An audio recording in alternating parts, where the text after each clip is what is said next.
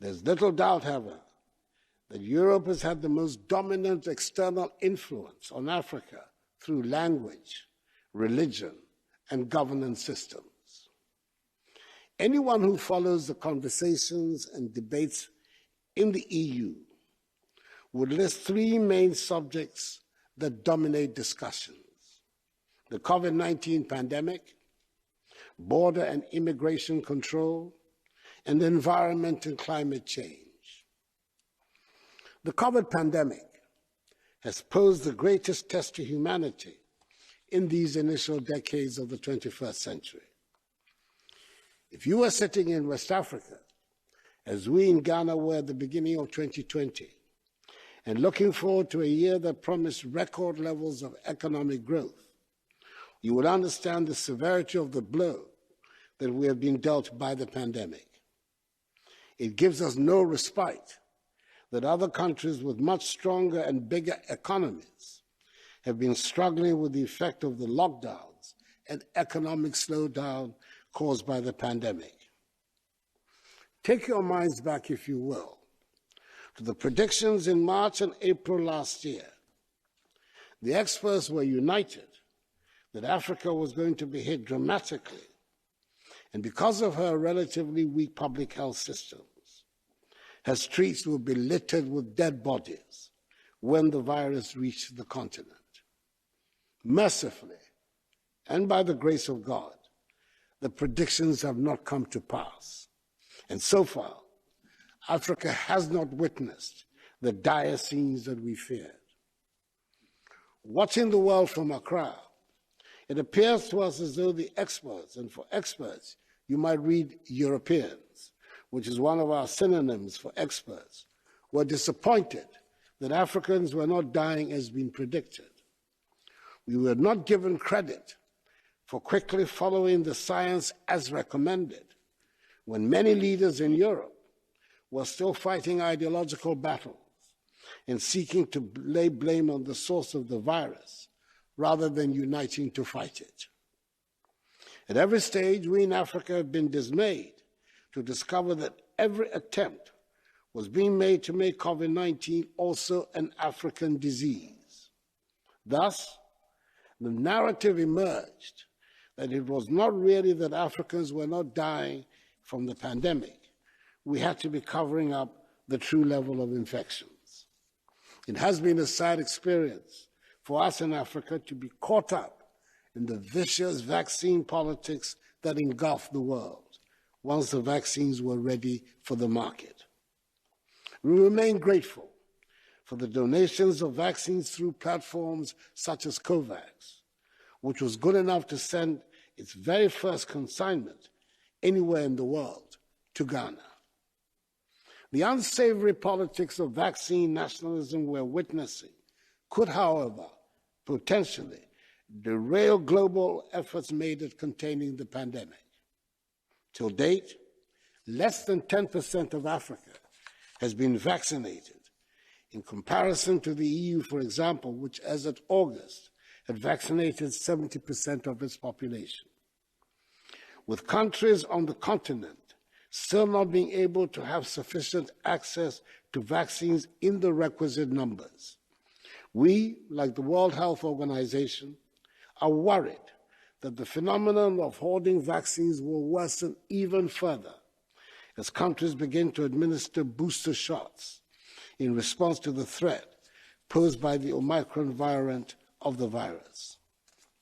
Let me use this occasion to reiterate the strong opposition of the Economic Community of West African States, ECOWAS, whose authority I have the privilege to be current chair, to the decision taken by countries, including those in the EU, to single out African countries for the imposition of travel bans. Omicron has been discovered in over 40 countries, with reports indicating that this variant was present in the Netherlands way before it was discovered in South Africa. The world should be grateful to the South African scientists whose knowledge and expertise in genomic sequencing enabled them identify the new variant. Plaudits not the condemnation of their peoples, should have been their portion. Why is there not a travel ban imposed on the Netherlands but against South Africa, one might ask? I'm a firm believer in the statement that no one is safe until everyone is safe.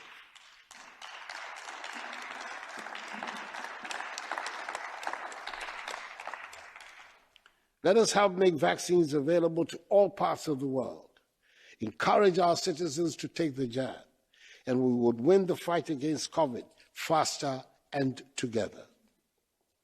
We have all learned some very painful lessons from this pandemic. We in Africa need to build up our health delivery systems to enable us withstand future crises, and we're doing so. In Ghana, we have launched what we call Agenda 111, which seeks to build district hospitals in each district of Ghana where there's none, so that ordinary people can have ready access to medical care.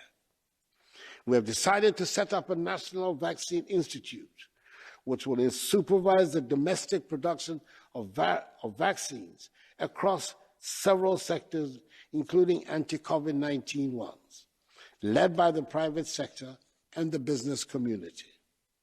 We need to be self-reliant and shed the image of beggars living on charity, aid, and handouts, and make better and more intelligent use of our abundant natural resources in order to pull ourselves out of poverty into prosperity.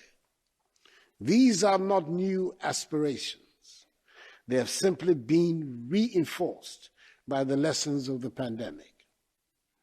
Mr. President, from afar, and even after the trauma of Brexit, we find most admirable the European project of political and economic integration that brings together 27 nations in the EU.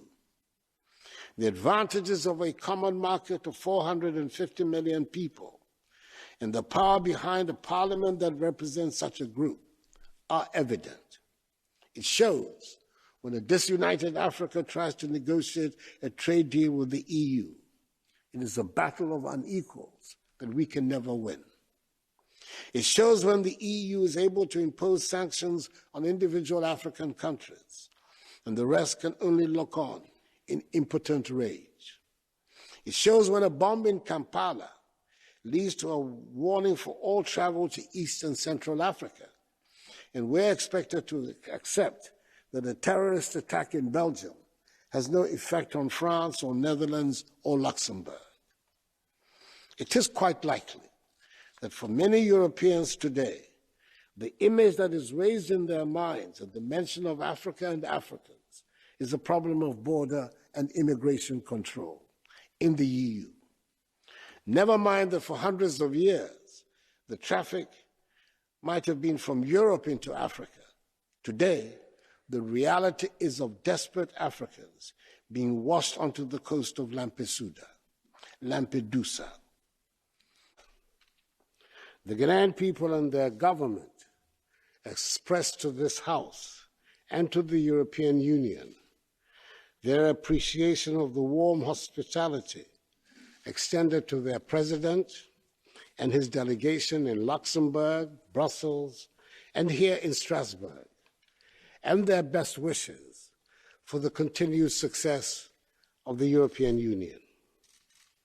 We in Ghana and in Africa have followed the EU story keenly, and we're hopeful that sooner rather than later, we will be able to replicate the successes you have chalked over the years. The peoples of Europe and Africa have been dealing with each other from the beginnings of time. Our histories are intrinsically linked.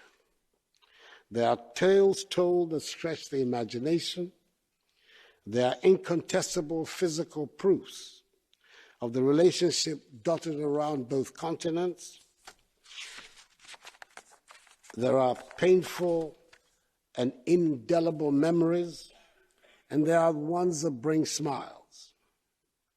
At its narrowest point, only 15 kilometers separate Europe and Africa in the Strait of Gibraltar.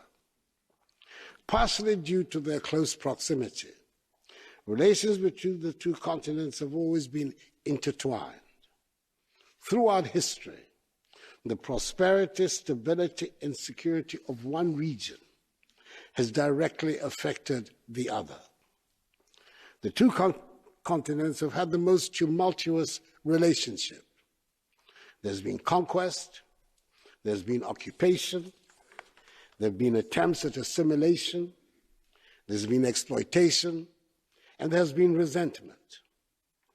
We have influenced each other's culture in terms of language, music, food, and clothes. But one would hesitate to say that the Africans and Europeans can really claim to know each other. It was Europe, our closest neighbor, after all, that gave us the notorious sobriquet of the Dark Continent. This being maybe an appropriate occasion to say that we in Africa have not always regarded Europeans and Europe as the most straightforward people we have known. We have many synonyms for Europeans, some of which are not the most complimentary.